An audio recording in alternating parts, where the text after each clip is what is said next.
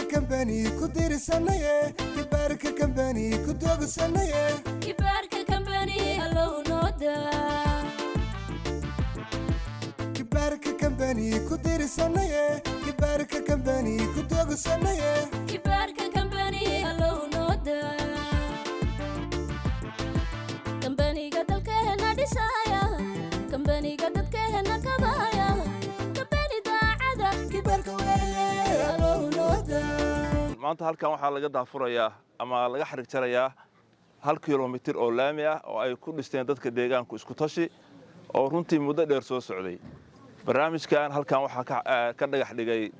madaxweynaha dawladda Puntland mudane Saciid Cabdullaahi Dani muddo haatan laga joogo 3 sano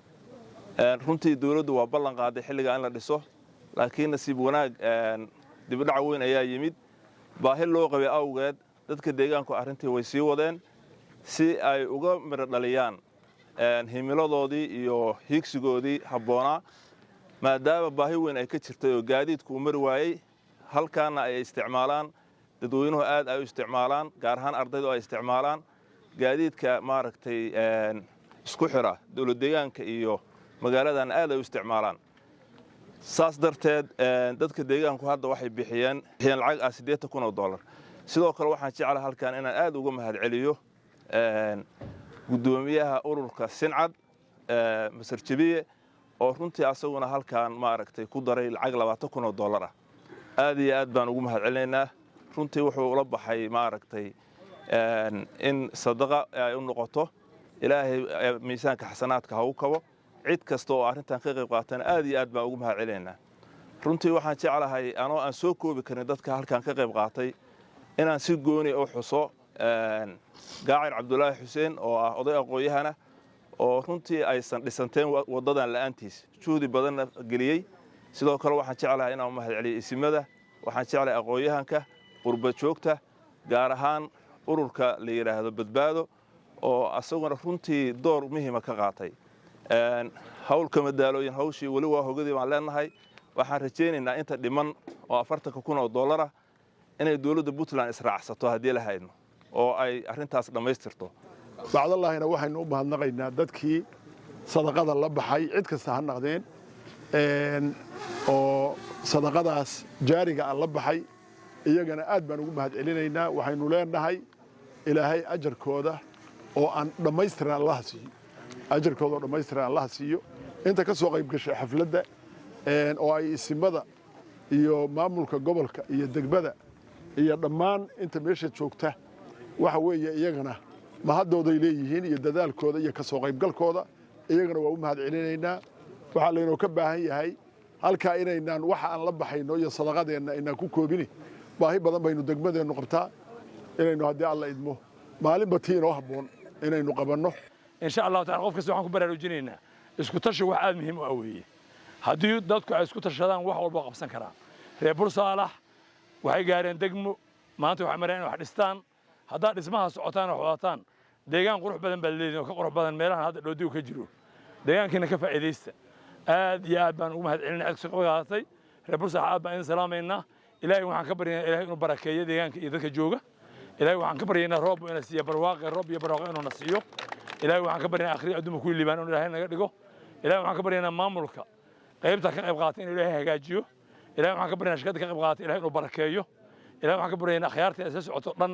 iyo cid kasta tilaabo u soo qaaday ilaahay inuu tilaabada ajar iyo xasanaad ka siiyo markasta waxa laynooga baahan yahay inaynu horumarka dalkeena iyo dadkeena ka shaqeyno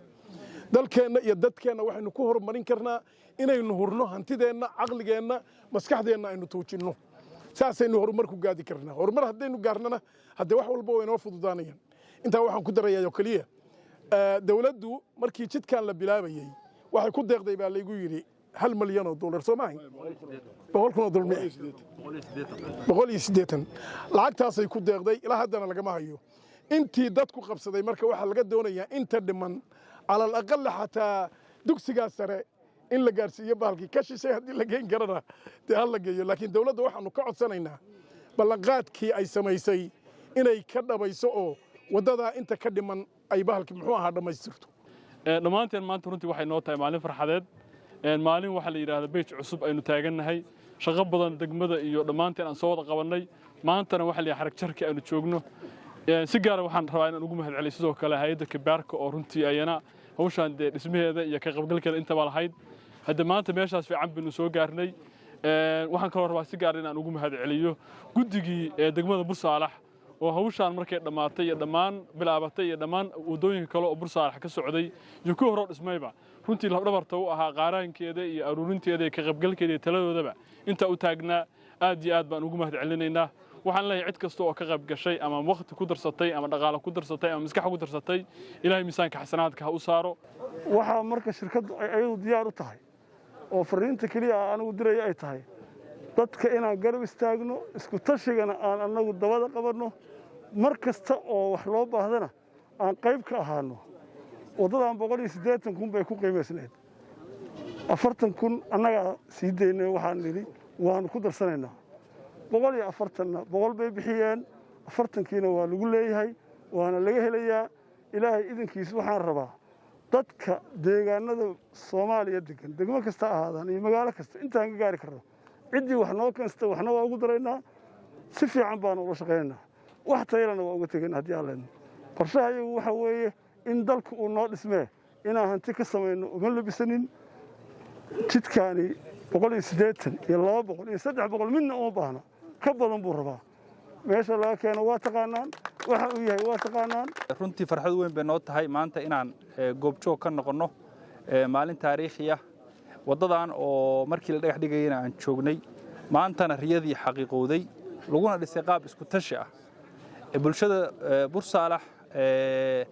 waxa ay tustay bulshooyinka Soomaaliyeed oo dhan in isku tashiga iyo midnimadu horumar weyn lagu gaari karo horumarkaana maanta waxa lagu gaaray isku tashi aad iyo aad baan ka mahadcelinayaa sida isku duubantihiin uga shaqeynaysaan horumarkiina hay'adda wadooyinka wadadan waxay ku lahayd ka warqab iyo ilaalinta tayada farxad bay tahay maanta inaan qayb ka ahaado xarig jarka wadadan isku tashiga lagu dhisay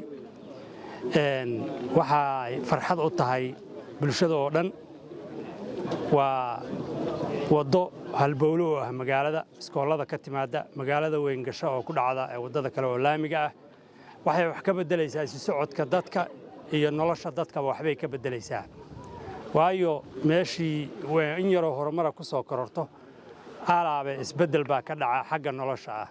sidaa daraadeed wax weyn bay bulshada u tahay dhismaha wadadaani waxayna ku soo kordhinaysaa wax badan oo dadku ay baahi u qabaan waxaan dadweynaha reer Bursaalax ku bogaadinayaa sida isku tashiga leh oo ay mar kasta u dhistaan wadooyinka cid kasta oo ka qayb qaadatay waa uga mahadcelinaynaa boqolkiiba boqol reer Bursaalax waa mahadsantihiin isku tashigaasna waxaa la idinka rabaa inaad sidaa ku sii wadaan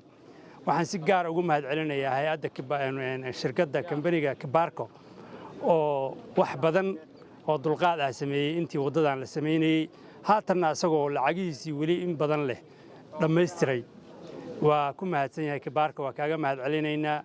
waana sidaanu kugu baranay waxaan kale uga mahadcelinayaa kharash dheeri oo ay ku dartay ilaa $40,000 gaaraya waa uga mahadcelinaynaa